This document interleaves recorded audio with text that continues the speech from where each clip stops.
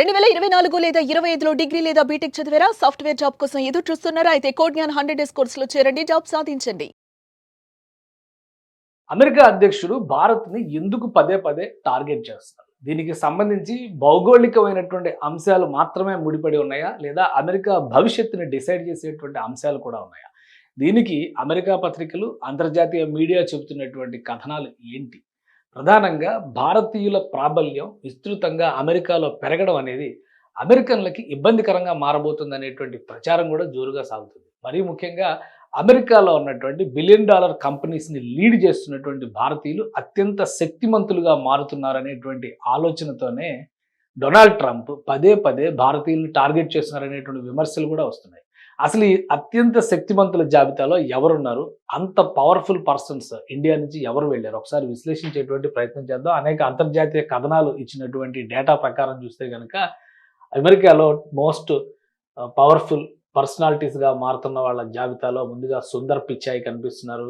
ప్రస్తుతం Google CEO, Google and alphabet CEO అయిన 2004లో ఆ సంస్థలో జాయిన్ అయినా కానీ తర్వాత సీఈఓగా 2019లో ఛార్జ్ తీసుకున్నారు. అప్పటి నుంచి కూడా మోస్ట్ పవర్ఫుల్ పర్సన్గా మారారు. అలానే ఐఐటి కాన్పూర్లో చదివినటువంటి, ఖరగ్పూర్లో చదివినటువంటి సుందర్ పిచాయ్ గూగుల్లోనే అంచెలంచెలుగా ఎదిగారు. అలానే ఈ జాబితాలో మరొక వ్యక్తి కనిపిస్తున్నారు, సత్య నాదెళ్ల, మైక్రోసాఫ్ట్ సీఈఓ. మైక్రోసాఫ్ట్కి 2014 నుంచి ఆయన లీడ్ చేస్తున్నారు. 1992లో ఆయన మైక్రోసాఫ్ట్లోకి వచ్చారు. వివిధ హోదాల్లో పనిచేసి ఇప్పుడు మైక్రోసాఫ్ట్ని ఏఐ యుగంలో కూడా కాంపిటేటివ్ స్పిరిట్గా ముందు వరుసలో నిలబెట్టడంలో సక్సెస్ అయ్యారు.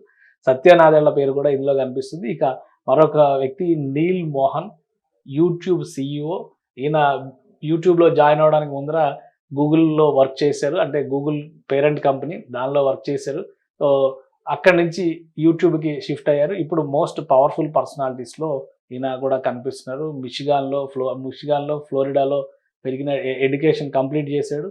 సో ఆ ఎక్స్పీరియన్సెస్తోనే గూగుల్లో ఆయన అంచెలంచెలుగా ఎదిగారు. ఇక మరొక వ్యక్తి అజయ్ బంగా గురించి చాలామందికి తెలుసు. వరల్డ్ బ్యాంక్ ప్రెసిడెంట్గా ఇప్పుడు వ్యవహరిస్తున్నారు.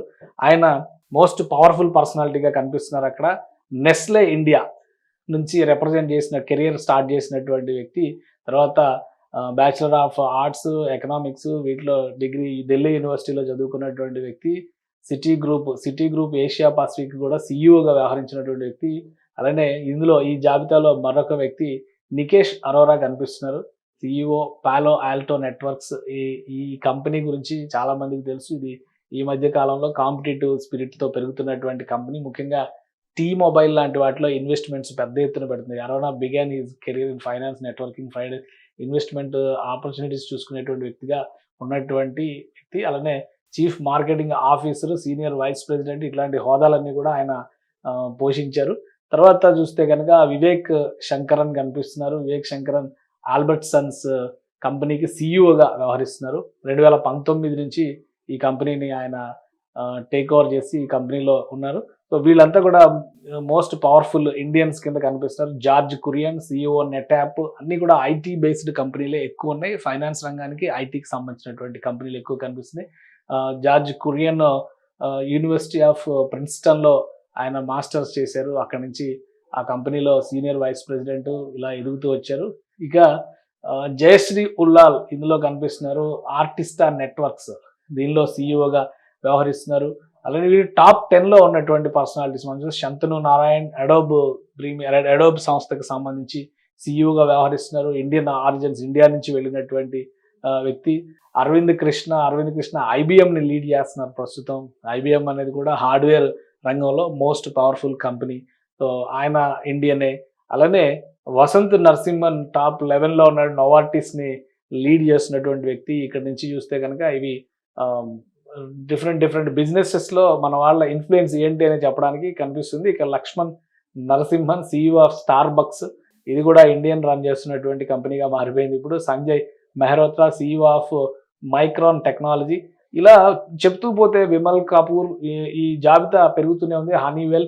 సో మొత్తం ఒక టాప్ 20 కంపెనీస్ తీసుకుంటే 20 కంపెనీస్లో ఇండియన్స్ పర్సంటేజ్ 15 దాకా ఉంటున్నటువంటి పరిస్థితి ఉంది.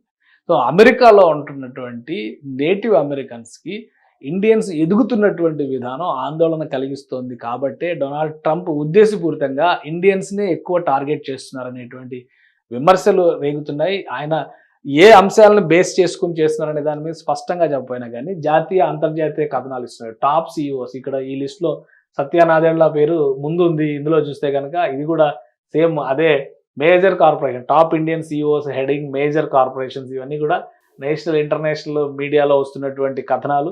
సో వీటి సుందర్ పిచాయ్ ఒక దగ్గర పైన వాళ్ళు ఆయన కింద ఈయన తర్వాత వసంత నరసింహన్ సేమ్ పేర్లన్నీ కూడా Shantanu Narayen Arvind Krishna Leena Nair CEO Chanel CEO privately held Chanel global CEO of privately held Chanel తర్వాత రేష్మా కెవల్మణి ఇట్లా వరుసగా పోతే ఇండియన్స్ జాబితా అమెరికాలో ప్రతిష్టాత్మకమైన సంస్థలుగా చెబుతున్నటువంటి వాటిలో కూడా అనిరుద్ దేవగన్ ఇది ఇండియన్స్ ట్రాక్ రికార్డు అమెరికాలో ఈ విధంగా వేళ్ళూనుకుంటూ వెళ్ళడం అనేది నేటివ్ అమెరికన్స్లో ఒక ఎమోషన్స్ని క్రియేట్ చేయడం ద్వారా అడ్వాంటేజ్ పొందాలని డొనాల్డ్ ట్రంప్ ఆధ్వర్యంలో ఉన్నటువంటి రిపబ్లికన్ పార్టీ భావిస్తోందా అనే అనుమానాలు వస్తున్నాయి. ఈ అంశాలకి తగ్గట్టుగానే 1 by 1 ఇండియా మీద పెరుగుతున్నటువంటి ఆంక్షలు రకరకాల రీజన్స్ అటు చైనాతో జరుగుతున్నటువంటి వార్ బదులు ఇప్పుడు చైనాతో ఫ్రెండ్షిప్ చేయాల్సిన పరిస్థితి వచ్చింది అంటే అమెరికా అనుసరిస్తున్నటువంటి విధానాలే. ఇంకో వైపు నుంచి చూస్తే కనుక రష్యాని టార్గెట్ చేయడం కోసం ఇండియాని ట్రంప్ కార్డుగా వాడే ప్రయత్నం డొనాల్డ్ ట్రంప్ చేస్తున్నారనేటువంటి విమర్శలు వస్తున్నాయి. ఇండియన్స్ అమెరికాలో బలపడడం పైన సానుకూలత అని భారతీయులు భావిస్తూ ఉంటే కానీ ఎవరు ఊహించిన విధంగా రెండో టర్మ్ అధికారంలోకి వచ్చిన తర్వాత డొనాల్డ్ ట్రంప్ ఇండియన్ ఆధిపత్యాన్ని భారతీయుల ఆధిపత్యాన్ని దెబ్బకొట్టడమే లక్ష్యంగా పనిచేస్తున్నారనేటువంటి విమర్శలు కూడా వస్తున్నాయి. సో ఈ టారిఫ్ వార్ ఎంతవరకు వెళ్తుంది? ఆల్రెడీ 25% భారతీయ ఎగుమతుల పైన ట్యాక్స్ వేసినటువంటి ట్రంప్ ప్రభుత్వం మరో 25% కూడా ఆల్రెడీ ఆగస్టు 28 నుంచి ఇంప్లిమెంట్ చేయడానికి రెడీ అవుతుంది. ఇది ఇక్కడితో ఆగుతుందా లేదా మరింత ముదురుతుందా అనేది వేచి చూడాలి. సుమన్ టీవీలో మీ పర్సనల్ అండ్ బిజినెస్ ప్రమోషన్స్ కోసం కింది నెంబర్కి కాంటాక్ట్ చేయండి.